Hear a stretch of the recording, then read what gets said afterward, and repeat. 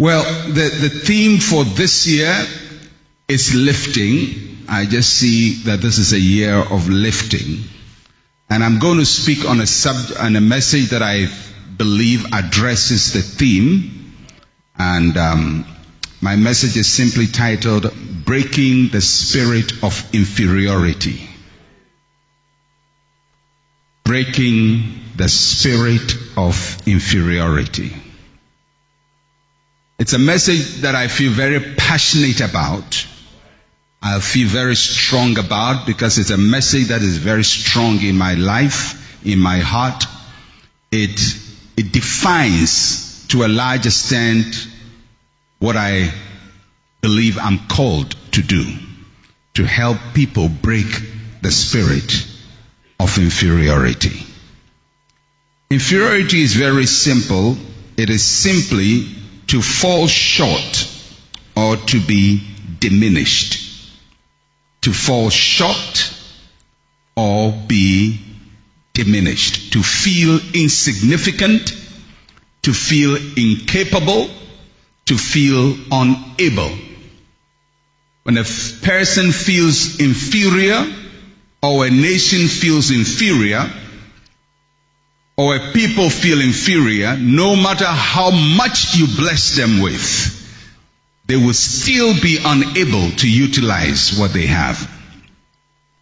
And I believe one of the major challenges of our times, in our generation, in our continent, is breaking the spirit of inferiority. If God is going to lift us up, then that spirit of inferiority must be broken. Early this year, I went to Ethiopia and I went to Addis Ababa. We have an annual meeting that rotates in nations, and we hold it in different African capitals and nations once every late January, February. And this time it was in Ethiopia. It almost coincided with the AU summit in Ethiopia. And I took the opportunity to go and look at the new AU headquarters, the African Union headquarters. It's a fantastic, fabulous building. It's a huge edifice, beautifully done. And the great thing and significant thing about that building is that in front of it there is only one statue. And that is that of Kwame Nkrumah, our first president. And today being our independence anniversary, I just felt I needed to chip in that story. And Kwame Nkrumah's statue stands. It is painted in gold with his characteristic gesture of lifting up his hand, which he did 56 years ago when he said freedom, freedom, freedom 3 times, God bless you, and sent us home. But he has his hand up. And underneath the statue, there is an inscription from Psalm 68, which says, Ethiopia shall soon lift up her hands to God.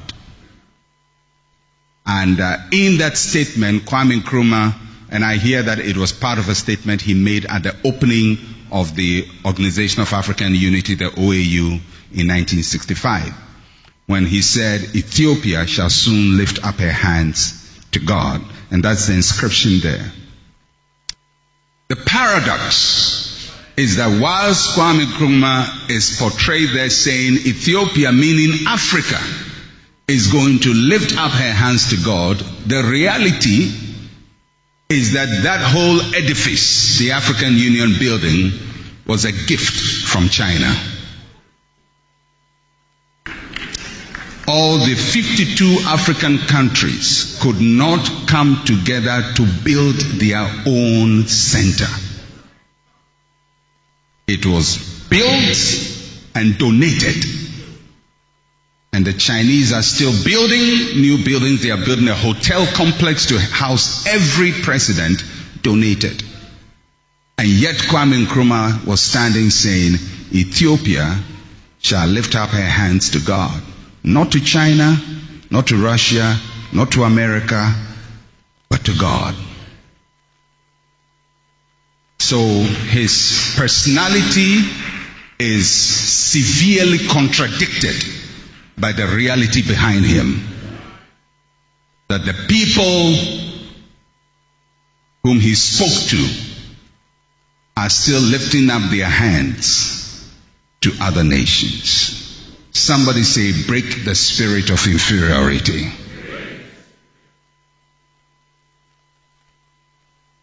A great woman, Eleanor Roosevelt, who was a woman of many parts. She was a U.S. First Lady, she was a diplomat, she was an educator, she was a reformer.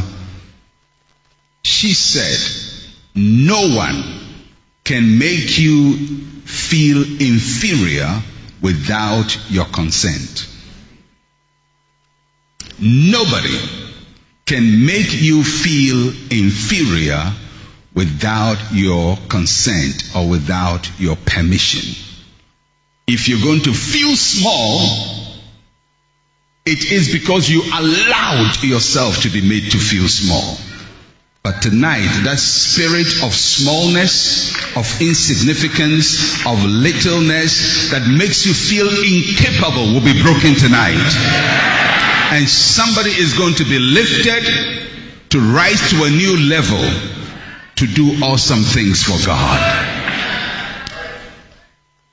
Let's start with my text from the Bible, and it's in the book of Job, chapter 13, verses 1 to 4. Job, chapter 13, verses 1 to 4.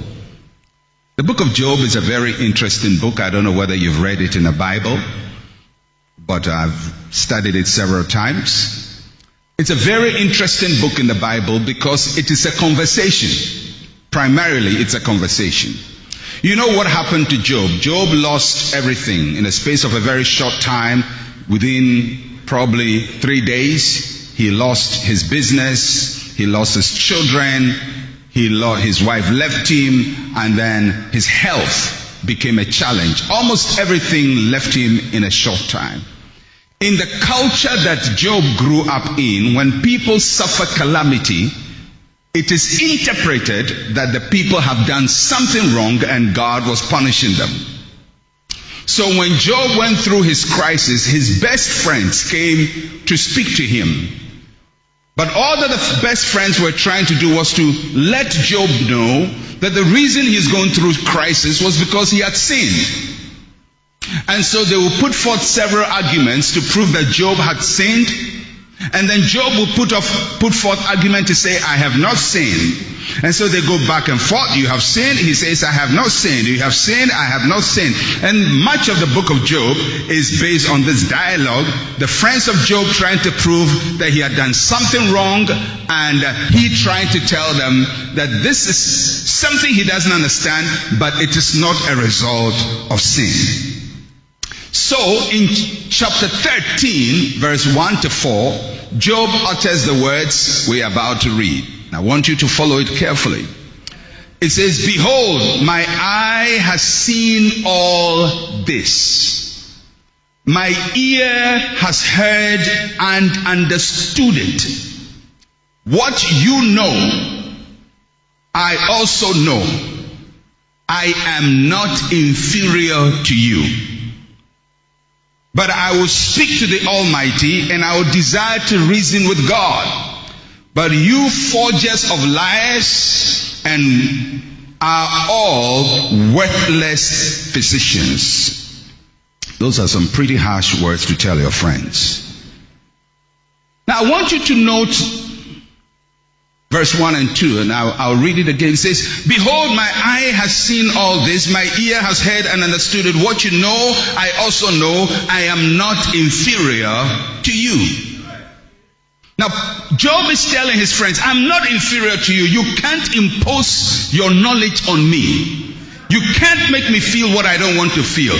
You can't tell me I'm wrong when I'm not wrong. You can't tell me God is angry with me when God is not angry with me. I am not inferior to you. But the reason he could say I am not inferior to you is because he says, I have seen it, I have heard it, I understand it, and I know it. In other words, if you haven't seen what somebody has seen, and you haven't heard what they have heard, and you don't understand what they understand, and you don't know what they know, they can impose inferiority upon you. And Job is saying, you can't do that. He talks about the eye. The eye is a gate of information. It's an interesting thing. When a group of people meet and they are talking, let's say 5 people are talking, and they are talking about something. Maybe the Buckingham Palace in England, but they haven't been to England, and everybody's talking about Buckingham Palace, and this one says Buckingham Palace is like that, and the other one says Buckingham Palace is like that, and the other one, they're all expressing opinions. And then all of a sudden, somebody comes in there, and he says, I have been to Buckingham Palace. I have seen it. The moment he says, I have seen it, everybody's argument becomes inferior. From then on, they will listen to everything he says, even if it's a lie. Because he has seen what they have not seen. Whatever he tells them then about Buckingham Palace, they will believe it. Because when somebody claims to have seen what you have not seen, you subjugate yourself to their opinion. Job said to his friends, what you have seen, I have seen also. What you have heard, I have heard also. What you understand, I understand also. What you know, I also know. You can't put me down. Therefore, if anyone, group, people want to make you feel inferior about yourself, they are going to control what you see, what you hear, what you understand, and what you know. Question. In Africa, we have South Africa. We have Nigeria. We have Libya. We have Egypt. Powerhouses. South Africa by itself could have built the AU building. Nigeria by itself could have built the AU building. Ghana, with some help, could have built that building.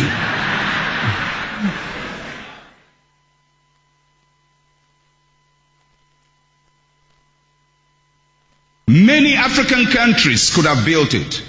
How come they didn't? It's not a lack of resources. It's not because they don't have the money or the resources, but something told them they were not capable. A beggar is not an untalented person. A beggar is not somebody who is not gifted or has no ability. A beggar has a body, has a spirit, has a mind. How come they beg? It's not because they have no spirits or they have no brain or they have no body. They have every property, physical, mental property available to every human being, and still they beg you for money. Because something has told them they are incapable. Job says, I'm not going to allow you to belittle me. I'm here to let you know that in this life, if you don't oppose it, somebody is going to control you. And somebody is going to control you to your disadvantage. Sometimes a whole government can control people. A whole nation can be controlled. A whole continent can be controlled. And a gifted people will never express their gifting.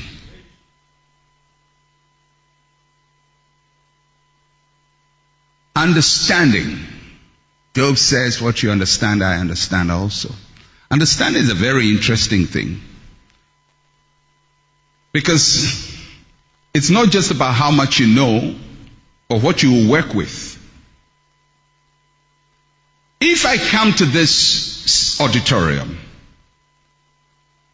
like what Bishop Alote just did, and say that this is going to be a year of great increase for you. So let's say Bishop Alote came and just said, hear the word of the Lord, this is going to be a year of great increase. And I heard many people say, amen.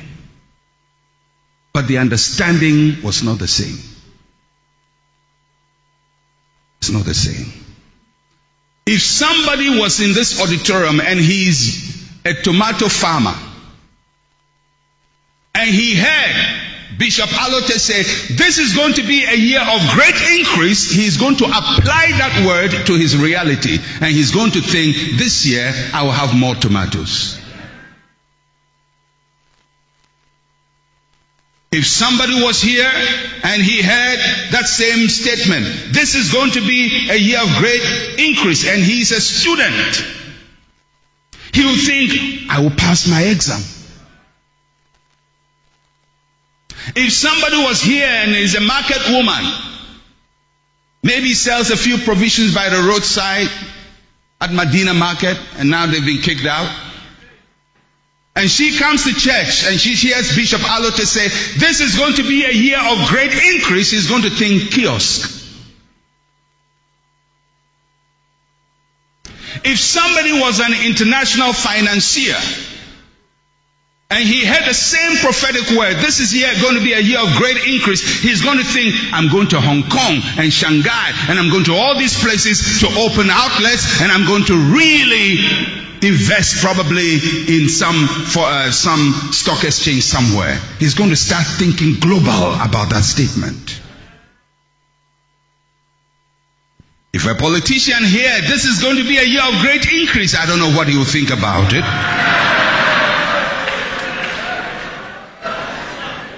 If a pastor heard that same statement, this is going to be a year of great increase, he may think my congregation will increase. What is happening is not the statement. It is your understanding that brings the statement to your level. So for whatever God says to you, you will always reduce it to your level. So if God says, I will bless you abundantly, if you have a sense of inferiority, you will reduce it to your level. Because you cannot receive anything beyond your state of mind. So, when God speaks prophetically to us, and every time we come to church, there's a prophetic word, and an anointed word, but people are always dropping the word to their level. Dropping the word. For somebody, that word means, wow, I'll get louvers for my house now.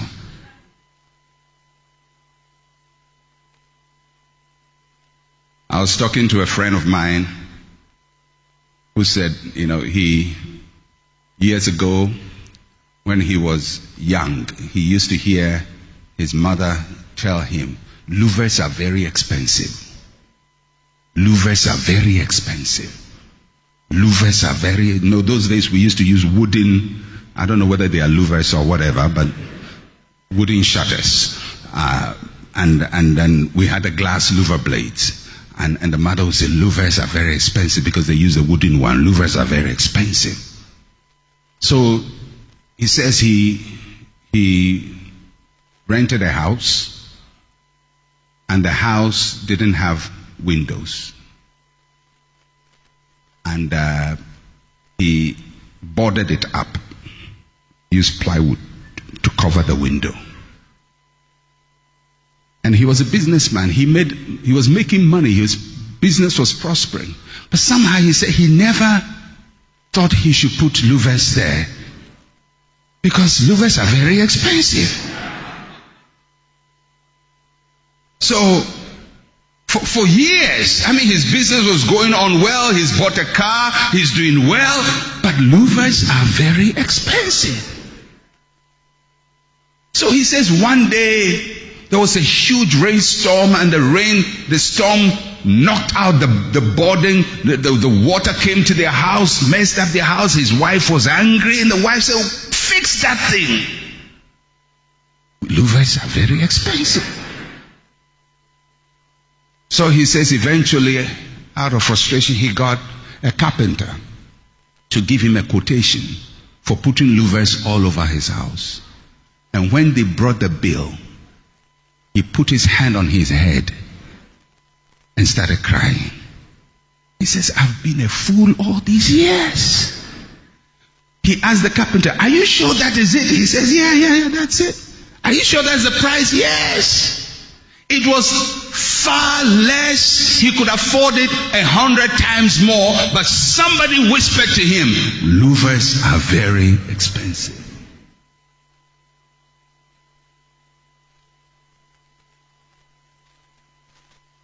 Somebody has whispered something to you. Between you and your destiny is a lie you are believing. And that thing has made you feel that you can't do something.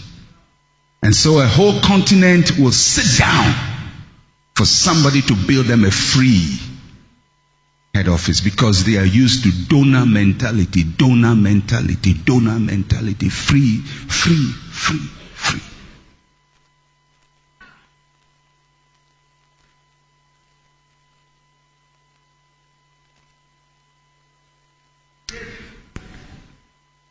I like how Job described his friends. He describes them in verse 4 as forgers of lies. In other words, he says, you guys are making up lies. You're making up stories, and you are using those things to make me feel wrong about myself. Forgers of lies. And then he called them also worthless physicians. People who are offering non-performing solutions. Worthless physicians. Your solutions don't work. That's how he described them. Has somebody offered you a solution that doesn't work? And has somebody forged a lie to impose inferiority over your life? Now that is the theory of inferiority. Inferiority is not a product of military conquest. It is a result of mental conquest. Now, let's see a case study from the Bible and see how this process works. And go with me to 1 Samuel chapter 13. I've given you the theory. I'm going to give you the case study. 1 Samuel chapter 13 from verse 19 to 22. It's a very interesting story. And it says, this is during the time of Saul, when Saul is king. I want you to follow the story. It says, now there was no blacksmith to be found throughout all the land of Israel, for the Philistines said, lest the Hebrews make swords or spears. But all the Israelites will go down to the Philistines to sharpen each man's plowshare, his mattock, his axe, and his sickle. And the charge for a sharpening was a pim for the plowshares, the mattocks, the forks, the axes, and to set the points of the goads. So it came about on the day of battle that there was neither sword nor spear found in the hand of any of the people who were with Saul and Jonathan, but they were found with Saul and Jonathan, his son. This is talking about a time when Israel is under the Philistines. Now you know that the Philistines were long-term enemies of Israel. The Philistines controlled the Israelites. They were their colonizers. Israel is under the Philistines. But the Philistines are not really militarily oppressing the Israelites. They left the Israelites.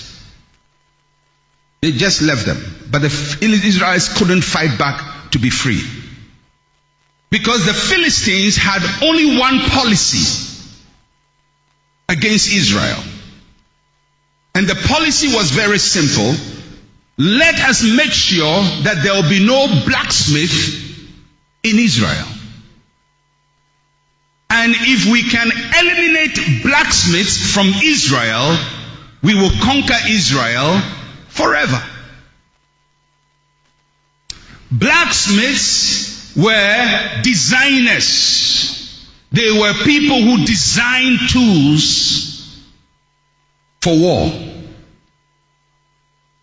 And the Philistine says, we're not going to attack the Israelites, but we make sure Israel does not produce a blacksmith. That was the policy. Lest they make a sword or a spear. So anytime the Jews wanted to fight the Philistines, they felt inferior. Because the Philistines had metal weapons. They had swords made of metal, spear made of metal, shield made of metal, helmet made of metal. They had all kinds of metal instruments.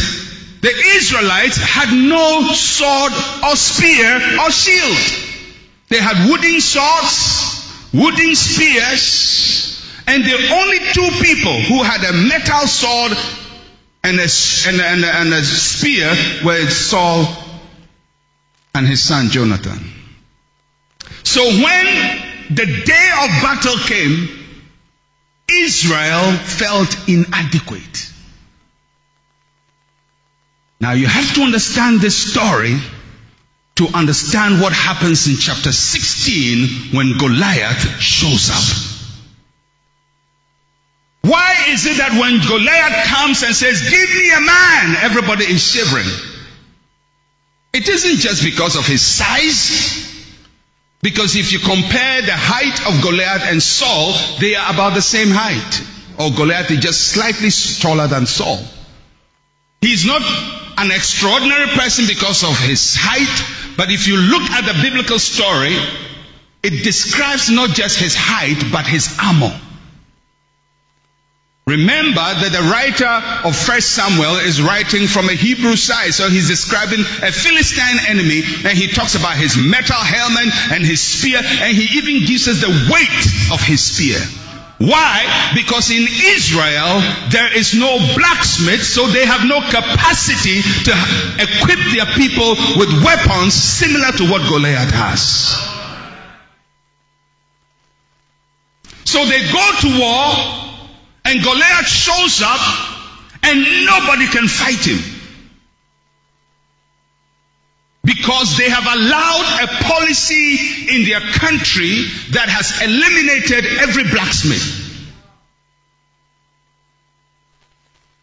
So Goliath shows up and says, give me a man. The Bible says in the day of battle, there is nobody with a sword. Nobody with a spear. How did it happen? The Philistines made sure Israel would never have a blacksmith. So a whole nation, they have everything. They have a king. They have a temple. They have priests. They have prophets. They have bakers. They have farmers. But the only profession that is eliminated is blacksmith. So, when they are going to go into battle, David shows up. That is why he had a sling and a stone. It wasn't a miracle. It was because there was no metal instrument in the whole land. The Israelite soldiers, when they go for military training, they were using wooden swords, wooden spear.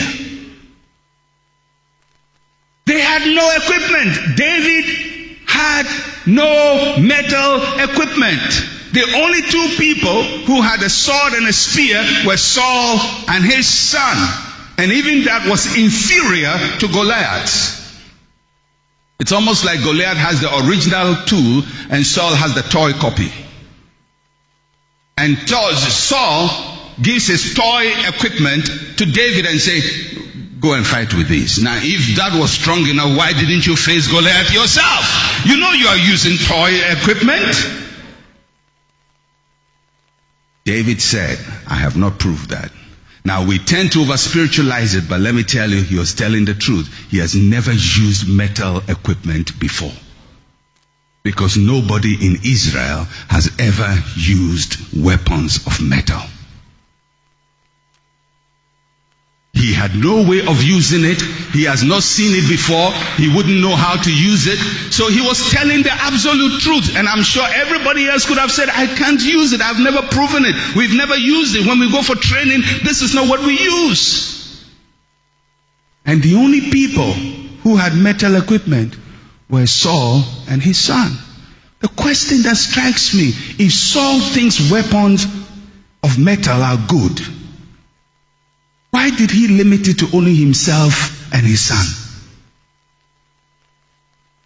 Because so far as he was concerned, among the Israelites, nobody had sword. So if he has sword, then nobody can fight him in Israel. But he had never contended that they're going to fight Philistines and not Israelites. So he was happy with the Philistine policy.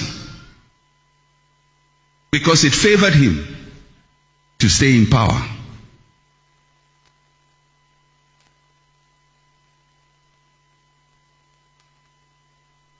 The strategy of the Philistines is make sure there is no blacksmith. I believe that throughout this world, Satan, through any agency he can deploy, would make sure that there will be no blacksmith anywhere. A blacksmith is somebody who just doesn't work, but his works puts tools in the hands of the people. A blacksmith builds the people so the people can fight their own warfare. And anybody who rises up as a blacksmith is an empowerer of people. He's going to empower people to rise up and say, hey, we can do this by ourselves. So the Philistine says, make sure no blacksmith will develop. How did they do it? I don't know. But it was a policy objective of the Philistines. They didn't care that Israel wanted to have a king. They said, if they want a king, give them 2 kings. They want 3 kings, give them 10 kings. They want a temple, give them 5 temples. They want a prophet, give them a prophecy. They want to sing, give them singing. But make sure they never have the tools to resist us, to fight us, and to be free. So a whole nation cannot fight. I'm sure the Philistines did it through an educational policy. I'm sure they decided that the students of Israel will never learn how to make a weapon. They can learn how to sing, how to play a harp. They can do all of that, but never how to make a weapon.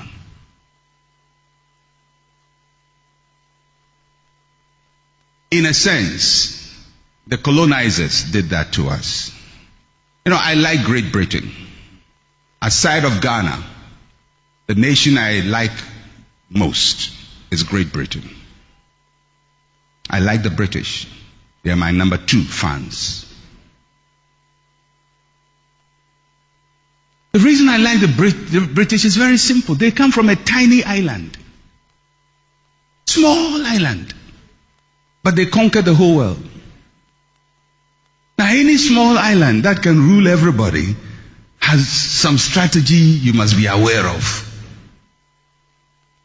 The British colonized America, colonized Canada, colonized Ghana. Nigeria, and quite a few West Africans, East Africa, Southern Africa, Asia, India, Pakistan, Hong Kong, Australia. At the height of the British Empire, it was said that the sun never sets on the British Empire. Every time the sun was rising on a country that was under British rule. At the height of British rule, the British were ruling over 430 million people on this planet. At the beginning of the 1900s, right through to 1930. 430 million people. Now how can a tiny island rule 430 million people? Rule Nigeria, which is about 3 times their country. India, Pakistan, America. How could they do that? You would think they did it in a very sophisticated, it's sophisticated, but it was quite simple. Do you know at the height of the British Empire, when they were ruling over 400 million people, they had only 1,200 British officers deployed in these countries. In Ghana, the British who were here were just about 150. Nigeria, just about 300.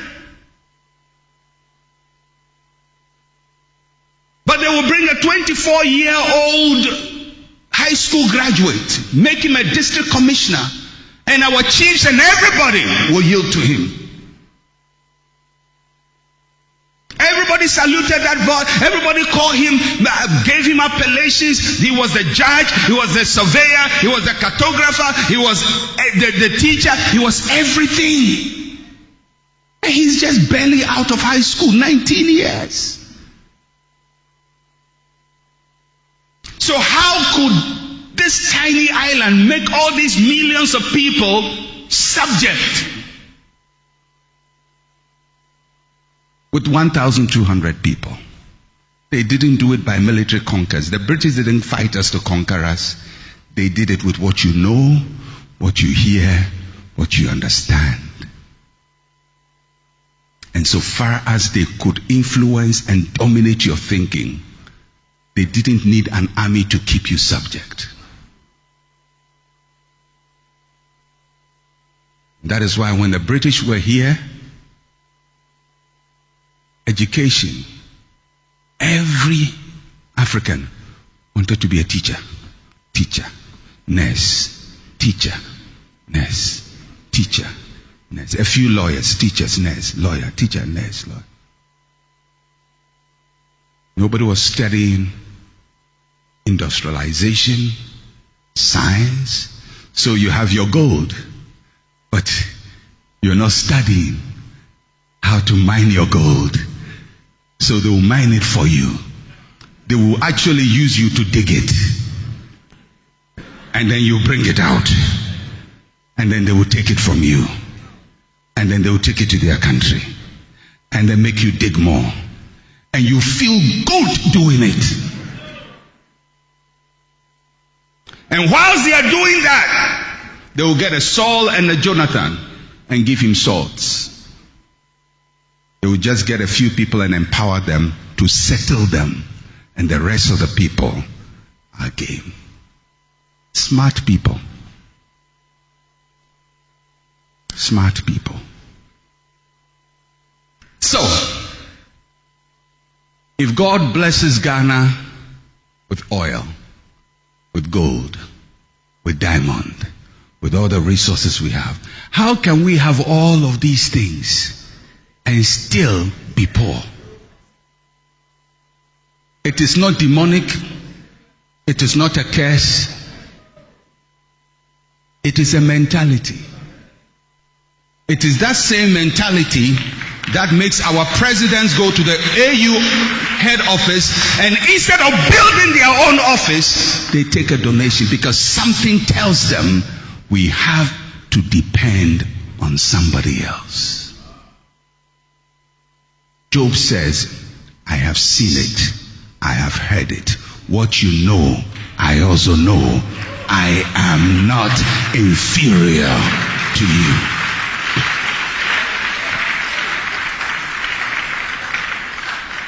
When we talk about God lifting us up, it's not just about you buying a new car. That is just cosmetic, it's decoration. It's not about you building a nice house. The problem with us is we see success only in a microscopic area. It's personal breakthrough.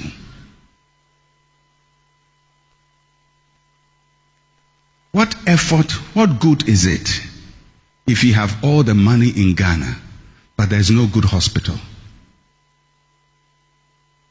It's not just about you buying a car. It is about the people rising up to fulfill their destiny, because I believe in the end time, Africa is going to be critical to God's agenda. But a poor Africa cannot fulfill God's mandate. That is why God has put so much resources in our land to finance the gospel. Because America is losing it. Europe has lost the gospel. The only continent aflame with the gospel is Africa and South America.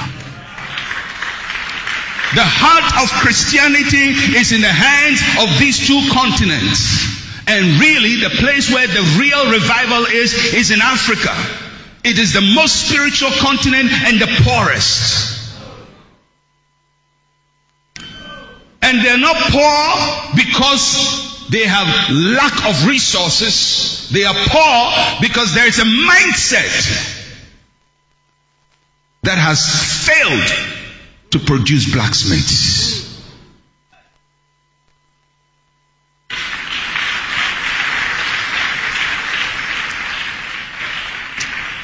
Now if you study the text, it says, when any Israelite wanted to go and sharpen their tool, the Bible says they go down to the land of the Philistines. They want to go and improve themselves. They can't do it in their country. They go to Philistine land. It is sad, but it's true. If people want to sharpen their tools in Ghana, you want to get a master's degree, a PhD, become a specialist. You want to sharpen your tool. You want to be most effective. What do? You go back to Philistine land. And most of the time, when the people go, not only do their tools not come back, but they don't come back too. So the Philistines created this system to make sure Israel will never have capacity to resist it. So everybody goes down to Philistine land to sharpen his tool. And they are charged for it. And they have to stay, to work, to pay. And by the time they pay, they can't come back. Because the Israelites never had a blacksmith in their own land to sharpen the tools of their own people. That is what happens when you have an educational system where in Ghana, until recently, if you wanted to get a master's degree, you wait and wait and wait and wait and wait and wait. One degree that you should take 2 years to take, it takes you 9 years. And woe on you if you want to do a PhD. You'll be frustrated and frustrated and frustrated. There is no associate or full professor in Ghana that is below 30 years. In Ghana, by the time you become full professor, you are ready to be retired. You give your inaugural lecture and that's the end of your life. So a person becomes a full professor. We never get the benefit because the process for sharpening his tool has been made so rigorous and difficult, and some blacksmith who is not a real blacksmith is making sure nobody's tools are sharpened. And the rest of the people are going to Philistine land. So a nation of toolless people. We can say, for example, we have discovered oil. You know that is not true. We didn't discover oil. Somebody discovered oil in our land. It is a fallacy that Ghana has discovered oil. Ghana never discovered oil. Somebody did it in our land. So how come we couldn't? So how come all the big industries, the gold, the mining industry, the oil industry, all the extractive industries are controlled by other people?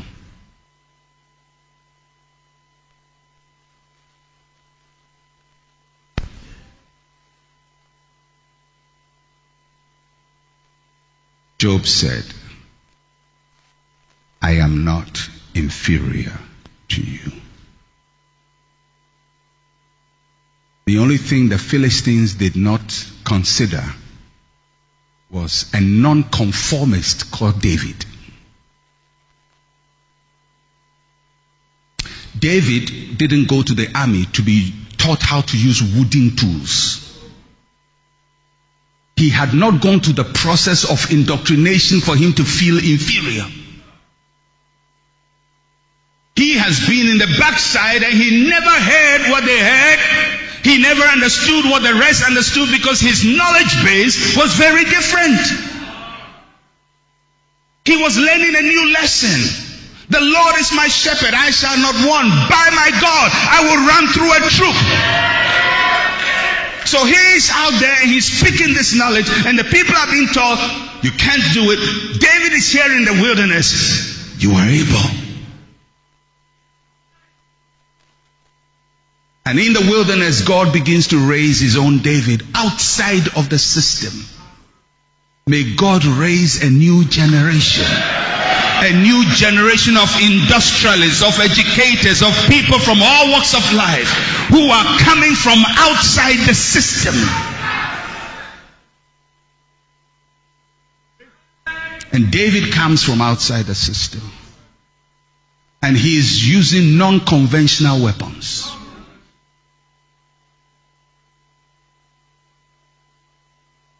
He picks a slingshot, a sling and a stone. And he says, I may not have blacksmiths in Israel, but there is a new blacksmith in the wilderness. And this blacksmith is using new weapons, new abilities, new skills, new insight, new mentality, and he's going to fight from a different perspective. So he builds his capacity using this non-conventional tool. And he goes to the war front. He hears the same thing that everybody is hearing. And he says, what will be given to me if I solve this national crisis? Somebody here must ask, what is going to be my reward if I solve this national crisis? Because there is a new generation of David God is raising up. It's a David generation. Their mindset is different. Their language is different. In Ghana, the only place where blacksmiths are still functioning is the church.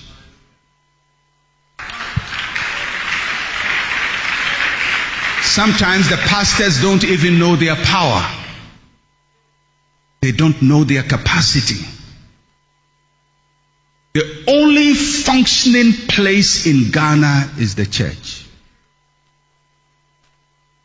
That's the only place. That's the only place where people are inspired. If there was no church, all of you would be so depressed. It is only in church that you will come and you would hear words of inspiration, words of motivation that lift you up, that makes you feel you can do it. So you go out there into the world they tell you it's impossible. You come here and we tell you it's possible. That is why almost every successful person in Ghana is church produced. It is the only place. We are the Davids of our generation who are bypassing the system to raise a new army. David raised his army. It wasn't Saul's army. Saul's army was on wrong technology and a wrong influence and a wrong mindset. But David picked whoever was hungry, whoever was in trouble, people who were discontented. He took them to the wilderness and reprogrammed them. And they are the army that came and literally took the Philistines out of the game, because David empowered a new generation. I'm here to tell you, God is doing something extraordinary in our country. But your eyes must open, your ears must open, your understanding must be open. It is not just church. We are not just here for spirit. We are here for the spirit to sharpen our tools so we can go out there and do exploits for God.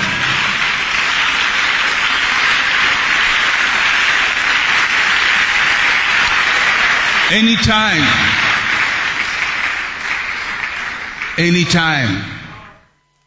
I hear people say it's Africa's time,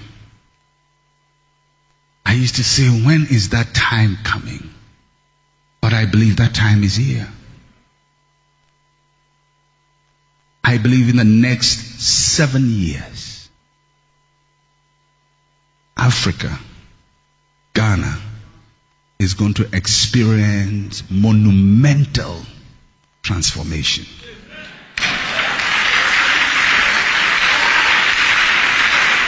But it is not going to be because of government or politics. It is going to be because Davids are going to rise up in various fields, and those Davids are going to bring the Goliaths down. I believe it's time for Ghanaians to own the oil fields of Ghana, the gold fields of Ghana, the diamond fields of Ghana. It's time for Ghanaians to rise up. If you're waiting for government, it may never happen. But in the backside of the wilderness, Davids are being raised up. The weapon in your hands may not be weapons that the enemy has. God is going to pick people, some of them with scanty education, unusual anointings will come upon them, and he will stir up their spirits, sharpen them, and they would enter fearlessly into worlds that people are afraid to enter. It's our time. It's our destiny. When I see Pastor Steve, he's a blacksmith. He's a blacksmith. This is your blacksmith in this place.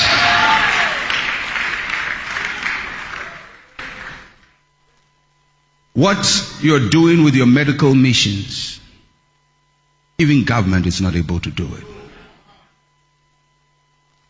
If you have a church doing what government cannot do, it means the church is more significant than the government. Because in God's economy, the government must be upon your shoulder. Not we on the shoulder of the government, but the government on our shoulder. We carry the government, government doesn't carry us. And until that mentality shifts, when God tells you it's your time, you'll be waiting for somebody to wind the clock for you. When God tells you, I will bless you, you wait for somebody to give you money. When God tells you it's going to be a time of great increase, you're going to limit it to more tomato stalls.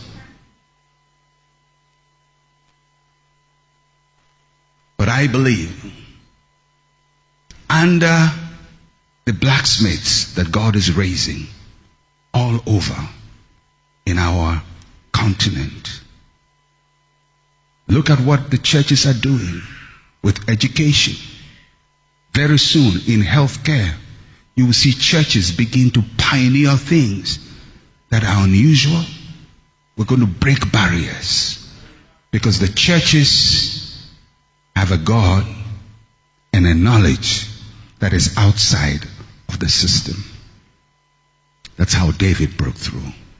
Today, I just came here to tell you to break the spirit of inferiority.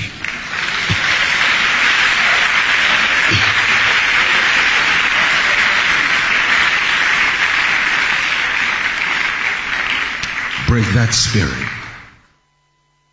Break that spirit. Break that spirit. The spirit of inferiority makes you always look up to somebody else to solve your problem. The spirit of inferiority tells you you are not able. Nobody looks down on the black man more than the black man. I don't have a problem with white people. In 1967, when the Meridian Hotel was opened in Tema, it was the leading hotel in Ghana, Ghana's most prestigious hotel, Meridian Hotel. Great hotel. And when Meridian Hotel was opened, I was young, younger than I am now. My father decided to take us, his children, to go and see the Meridian Hotel, so we too will see a hotel. It was in that hotel that I first saw chicken rolling in that little oven. I said, wow, I could imagine myself tearing it into pieces and munching, because I'd never seen a whole chicken rolling that way, because we were doing necks and legs, and the chicken is cut into tiny, tiny pieces. And we were going to the hotel. And when my father was leaving, my mother, as siblings, were going, we got to the entrance of Meridian Hotel. Ghana had been independent by that time about how many years? It's 10 years independent. And the gate man, or doorman, or whatever he is, told us we couldn't enter. He's a black man, Ghanaian. Told us, you can't go. And we said, why? My father said, why? I want my children to go and see the Meridian Hotel. The man said, they are wearing chaliwati.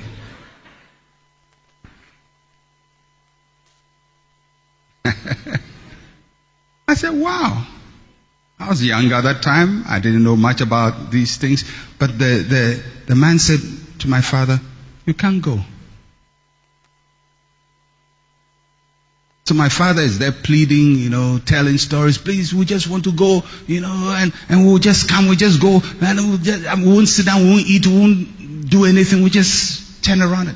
The man said, no Charlie Water goes to Meridian Hotel. So we were there, my father and all of us were there, just she's begging and the man is preventing. And then another family came. Unfortunately, their skin was lighter.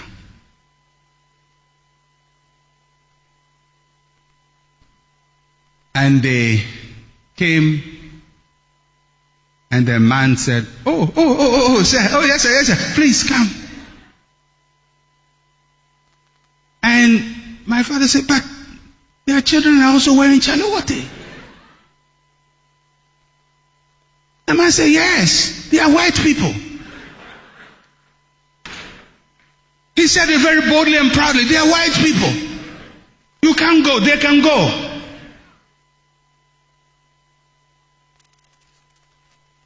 You don't know whether this one is racism or discrimination or prejudice. You can't classify it.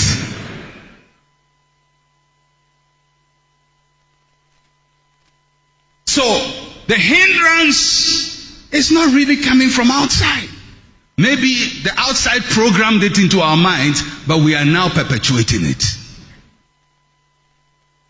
It's we ourselves knocking each other down, destroying one another, making sure nobody rises up. But this new generation will be different. I said this new generation will be different. Tonight, I came with a very simple message to tell you that God is raising up a new generation. God is breaking the spirit of inferiority. Don't underestimate what He will do with your life and through your life. Coming to church is not just about singing and praying. It's about coming to sharpen your tools. The people God uses to sharpen our tools are the blacksmiths He has given to us. That is why these days you go to churches and churches preach, messages are preached in churches and people say, but this is not for church. Sometimes you sit in a church and it's like you're listening to a motivational speech and people say, but that's not the gospel. What is the gospel? It's the good news. Jesus said, preach the good news to the poor. Preaching the good news. You can't tell a poor man you'll be poor for life. That's not good news. The good news to the sick is that he will be healed. The good news to the oppressed is that he will be set free. The good news to the poor is that he will prosper. But prosperity is not magic. It's not that you go and sleep and money comes into under your pillow. Prosperity comes when your mindset changes. And the people providing that mindset change are the blacksmiths that God is raising in the pulpits of Ghana, of Nigeria, in Kenya, all over in Africa. Blacksmiths are rising up who are sharpening the tools of the people. May you receive your blacksmith and may your tools be sharpened. Every spirit of hindrance that has limited your movement, your progress, your advancement, I bind it, I cast it out, I roll it out of the way in the name of Jesus. Every mindset program into you that has made you underestimate your capacity, I lift it from your mind, from your subconsciousness, from your understanding in the name of Jesus. Any sense of inferiority that makes you devalue God's prophetic agenda for your life, I break it now in the name of Jesus. And I pray that you will be released in the next 7 years. You're going to be part of this great army that is going to rise on our continent. Men and women who have no limitation and who truly are looking up only to God, not to government, not to man, not to an uncle, but to Jehovah God, the supplier of their needs. And He will lift